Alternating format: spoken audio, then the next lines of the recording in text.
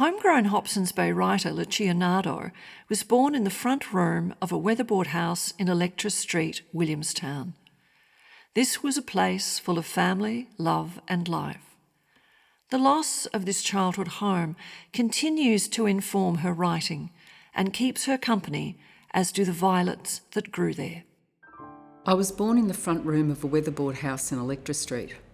My parents had come to Australia as World War II refugees and rented it 4 years earlier, caring for the house as if it were their own.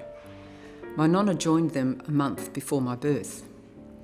The simple life they lived there was far from the trauma of war, grief and loss of family, but the challenges of settling in a new country were ever present. We spent much time in the house's sprawling garden that was replete with productive lemon, almond, plum and apricot trees, and a veggie patch with an endless supply of all we needed. Flowers were in equal abundance, geraniums of all hues, the gentle mauve of wisteria, the strident purple of violets whose long beds flanked the sides of the house. To me it was idyllic. I just turned 6 when the landlord announced the house was going up for sale. My father offered the asking price. Not selling to Dagos, the landlord scoffed. We left to live in a different suburb. Nonna did not come to live with us. I grieved for her, for the school friends I'd left behind, for the magical garden I loved.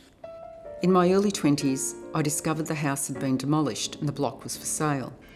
I couldn't afford it, but I trespassed there and dug up clumps of violets to replant in my own garden. Over the years, I've transplanted them to every house I've lived.